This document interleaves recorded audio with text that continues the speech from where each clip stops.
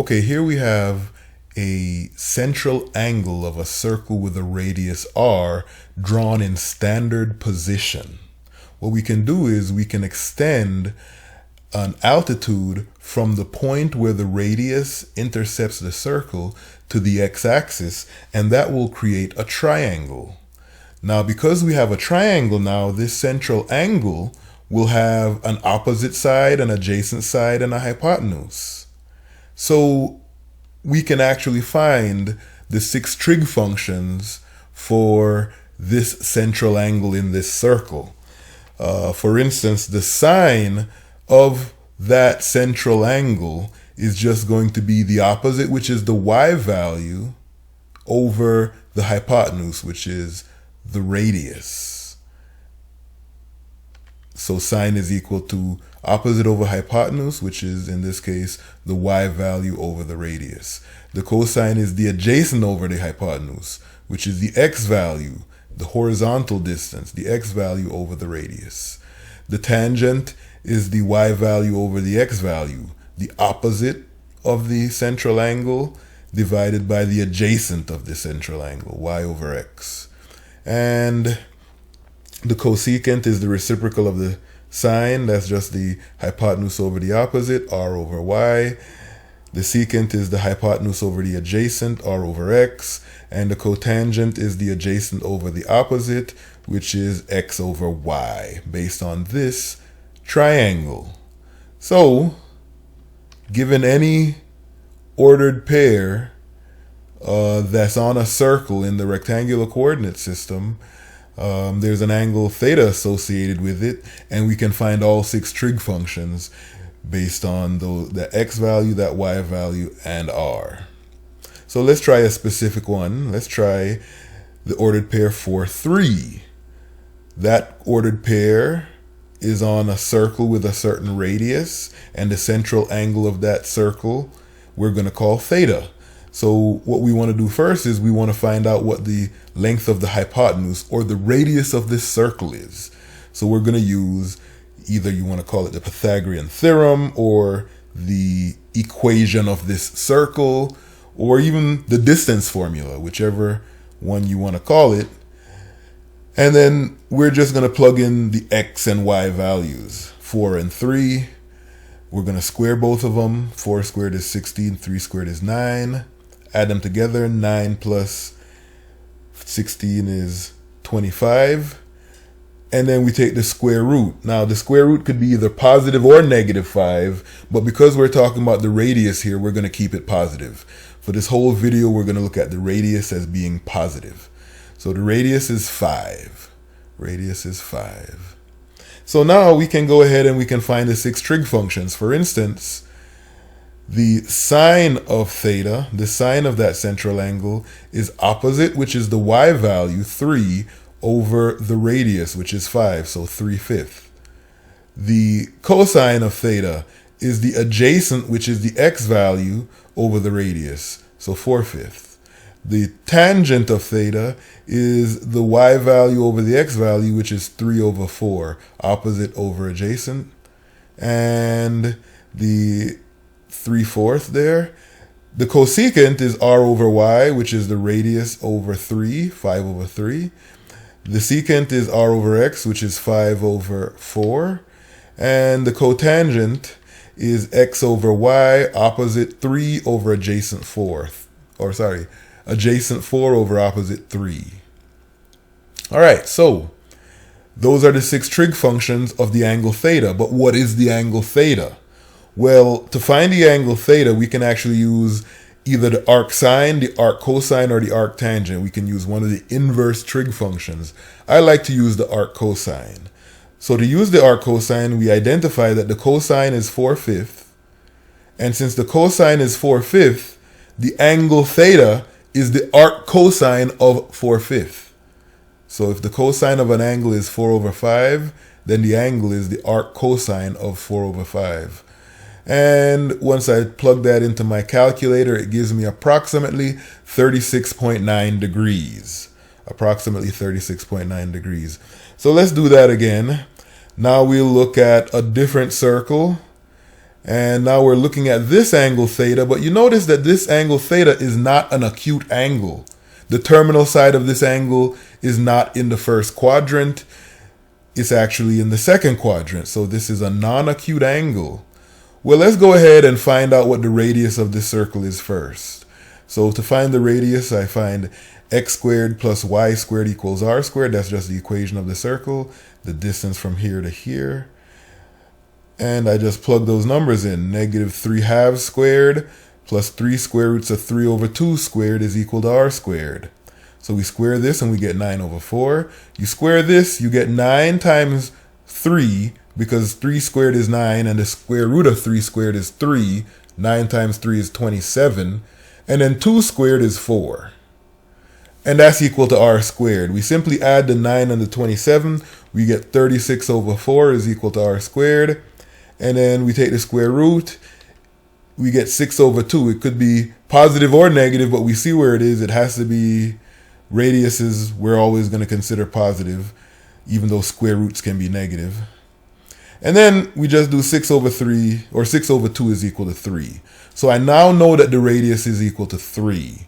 Now you might be saying, if I extend an altitude to the x-axis, the angle theta is not included in the triangle that I create. And you would be correct. What we're going to use, we're not going to actually use the angle theta. We're going to use an angle that's related to the angle theta. So let theta be a non-acute angle in standard position that is not a quadrant angle. That's exactly what we have here. This angle theta is non-acute. It's greater than 90 degrees. And it's in standard position. It's measured from the positive x-axis and the vertex is at the origin. And it is not a quadrant angle. So it says the reference angle of theta is the positive acute angle theta prime formed by the terminal side of the angle and the x-axis. So here's the terminal side of the angle theta. And here's the acute angle formed by that terminal side and the x-axis. The only way to form an acute positive angle with the terminal side here and the x-axis is with this part of the x-axis right here. So this is the reference angle. And when I'm finding the sine, cosine, tangent, and all the other trig functions, I'm going to be looking at the opposites and adjacents for this angle, the reference angle. Because it turns out that the sine, cosine, tangent for the reference angle, the absolute value of those values are equal to the absolute value of the sine, cosine, and tangent of the actual angle. So basically, the only difference in the answers to the sine, cosine, and tangent is possibly the sine, the actual sign, negative or positive. But because we're in the second quadrant, we already know that the x is going to be negative and the y is going to be positive, so we can still use this reference angle for reference. So let's go ahead and do it. The radius is 3. The opposite side is the y value here from the ordered pair, and the adjacent side is the x value. So the sine is y over the radius, y over r. So y is this over the radius 3. When we simplify that, we get the square root of 3 over 2. So that's 3 square roots of 3 over 2 divided by 3. You have to keep the top fraction, flip the bottom fraction, and multiply. You'll end up getting this. We'll do the same thing for the cosine. So the cosine is adjacent over hypotenuse. That adjacent is negative, though. It doesn't make sense in terms of the geometry, but it works out in terms of the trigonometry here. The cosine of the angle theta is negative 3 over 2 divided by 3. You do the keep flip change here, and you get negative 1/2. The tangent of theta is equal to opposite over adjacent, which is the 3 square roots of 3 over 2 divided by negative 3 over 2. You keep flip change, you get this is equal to negative square root of 3. You do the same thing now. You just flip these 3 over to get the cosecant, the secant, and the tangent. So the reciprocal of this gives us this. You flip this over and you'll get this answer. This is the radius over the opposite. This is the radius over the adjacent. That gives us -2. And this is the adjacent over the opposite. Adjacent over opposite. And that's going to give us -√3/3. So there we found all 6 trig functions for the angle theta by using this reference triangle here. Now we can find the actual angle theta. Let's go ahead and find the actual angle. I'm going to use the fact that the cosine of theta is equal to -½ And then I'm going to find the angle theta by finding the arc cosine of -½ Theta is the arc cosine of -½ which means theta is equal to 120 degrees. All right, let's do that again, but for an angle in the third quadrant. So here's the third quadrant angle. You'll notice the x and y values, they're the same numbers, but negative and switched around here. So the radius is going to be the same. You could do the Pythagorean theorem again, but you'll get the same thing. You'll just get that the radius is 3. Once you have that, we can create this little triangle by extending an altitude and observing this reference angle theta, which is the positive acute angle formed by the terminal side of theta and the x-axis. So there's my reference angle there.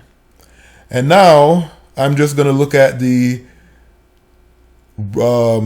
opposite, adjacent, and hypotenuse for this reference triangle here.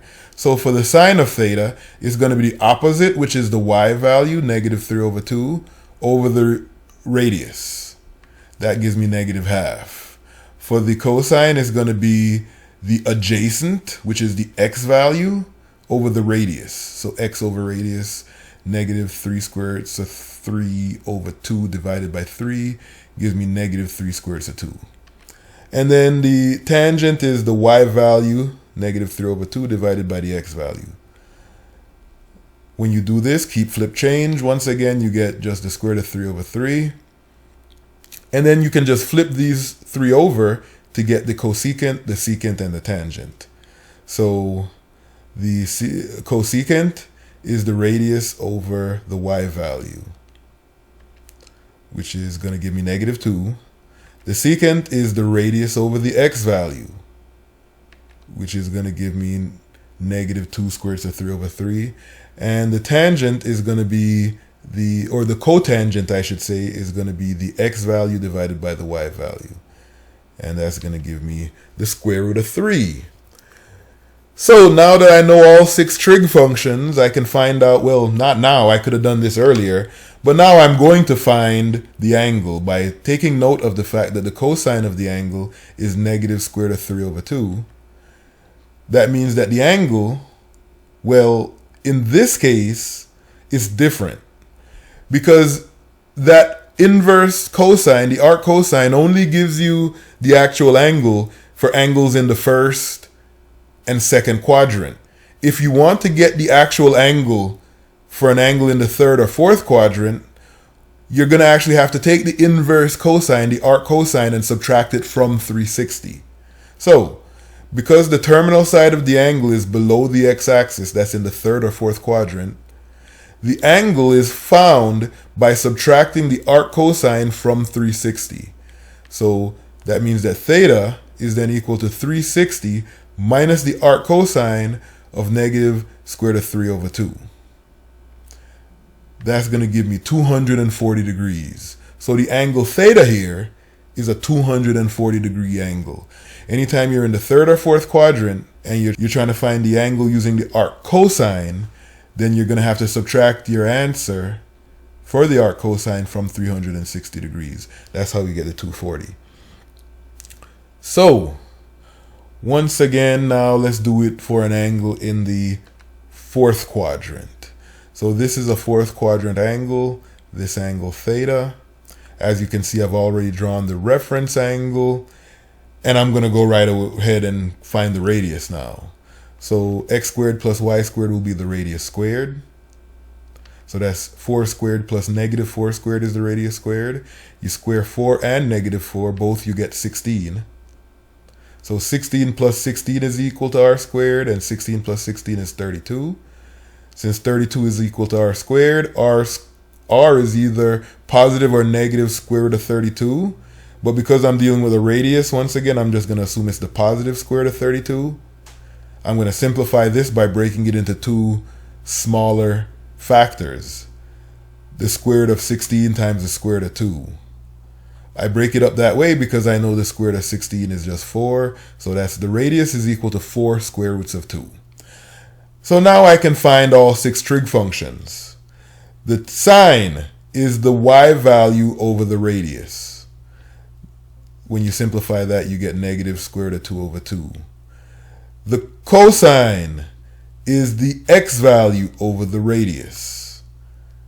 4 over 4 square roots of 2. When you simplify that, you also get the square root of 2 over 2. So the sine is negative square root of 2 over 2. The cosine is the square root of 2 over 2. The tangent is y over x. So that's negative 4 over 4, negative 1. The cotangent is r over y. So that's r over negative 4. And that simplifies to negative square root of 2. The secant is r over x.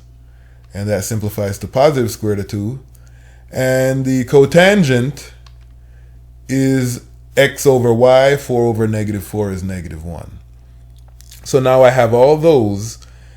And all I would need to do now is find the angle. What is this angle theta? But remember, when the terminal side is in the third or fourth quadrant, instead of just using the arc cosine, you're actually going to have to go through and subtract that arc cosine from 360 degrees. So, since the cosine is the square root of 2 over 2, we're going to go ahead and find theta by taking 360 and subtracting the arc cosine of the square root of 2 over 2. That's going to give me an angle of 315 degrees. So the angle is 315. All right, let's take a look at an example that you would see in the homework for this section where we could use the knowledge that we just gained. Find the exact value of the remaining trigonometric functions and approximate the angle theta correct to 1 decimal place. So this would be like a homework question. They're giving you here the cosine and they're saying it's equal to negative 5/3, but they're also telling you that the sine is negative. So since the cosine is equal to x over r, and we're assuming that the radius is always positive when we're doing these trig things, we're going to then say that the x value is negative 5 since the fraction is negative and we know that the bottom we're assuming to be positive. So since the x is negative 5, there are actually 2 points that might satisfy what we're looking for here. Since x is negative 5, there's this point on the graph of the circle that has an x value of negative 5, and there's also this point on the graph that has an x value of negative 5 because a circle is not a function. So there might be more than one y value for that x value. But they clarified by saying that the sine is less than 0. Since the sine is less than 0, and I know that the sine is y over r, and r I'm assuming to be positive, that means that y has to be the one that's less than 0. Since the fraction is negative, since sine is less than 0, and r is positive, y has to be the one that's negative. So I'm going for the one that's in the third quadrant. So that's the angle I'm looking for. And since the denominator is r, I know that r is 13. So x over r means negative 5 is x, and r is 13. So I can now create my triangle by extending an altitude to the x-axis. There's my reference angle. And now I've created a reference triangle. All I need to find is the value of y. Anytime one of these is missing out of the 3 sides of the triangle, all you need is the Pythagorean theorem. So we'll take the Pythagorean theorem. A squared plus b squared equals c squared is what Pythagoras said. There it is. Negative 5 squared plus y squared equals 13 squared. We square those and we get 25 plus y squared equals 169. We subtract 25 from both sides. We get y squared is 144. And that means that y could be either positive or negative 12 when you take the square root. But we already have said that we're using the one that's in the third quadrant. Therefore, we're taking the negative 12. We're using y as negative 12. And there we have it. This is the triangle that we're going to find all the rest of the trig functions from. And this is how I'm going to also find the angle theta. So, since we already have the cosine, we find the sine as y over r, which is negative 12 over 13, opposite over hypotenuse. The tangent is y over x, or opposite over adjacent, negative 12 over negative 5, 12/5. The secant is r over x, 13 over negative 5. The cosecant is r over y, negative 13 over negative 12. And the cotangent is adjacent over opposite, or x over y. And that's how we find the 6 trig functions. And then all we have to do is find the angle now. Now, because once again the terminal side is in the third quadrant, because this is below the x-axis, when I'm looking for that angle theta, I'm actually going to have to subtract the arc cosine of negative 5 over 13 from 360 degrees. So theta is 360 minus the arc cosine of negative 5 over 13. And here I've found the approximate angle, correct to 1 decimal place, to be 247.4 degrees. 247.4 degrees.